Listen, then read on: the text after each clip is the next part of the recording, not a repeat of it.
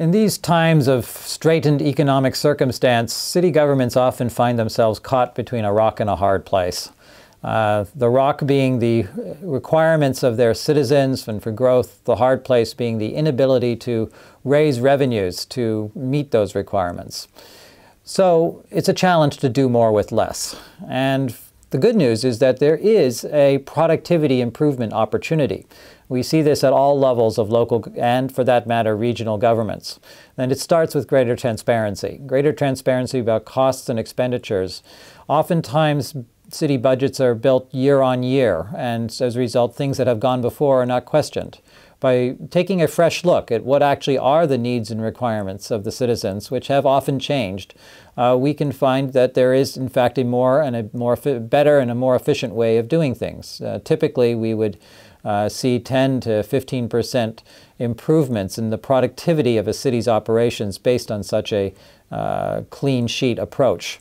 Beyond that, of course, there are many other ways of thinking about how the city should be defining its services. Mandates that might have been appropriate in the past for providing public services may, in fact, in the future be something that is, we see that the market has changed. There are many more options. Again, looking at the work with the private sector in things like sanitation or water management. These can be opportunities for a city to introduce management techniques that will improve, again, the effectiveness of delivering that service and, as a result, create a better city.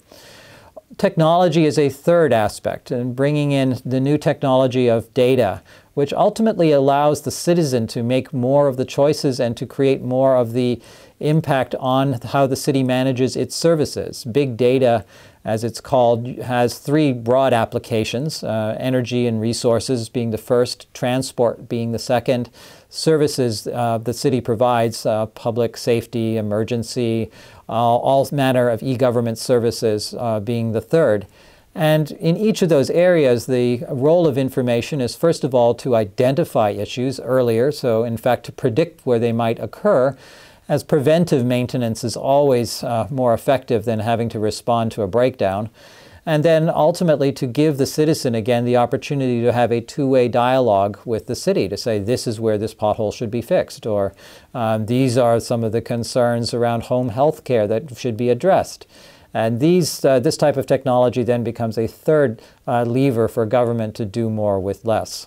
Ultimately, then the real challenge is to do more with more. So as the city grows, to think that through in advance. And so including a long-term accountability into the current budget is one of the things that we've seen successful cities do, that they've been able to construct structures which take long-term funding and separate it from the year-on-year cash budgeting process, and also in the cash budgeting process include a long-term component so that there is, first of all, independence for those long-term expenditures, that the capital investment planning process is not subject to the monthly or daily political cycle, but that also that the budget of the city includes a long-term component so that that long-term component can then feed that fund and those long-term decisions.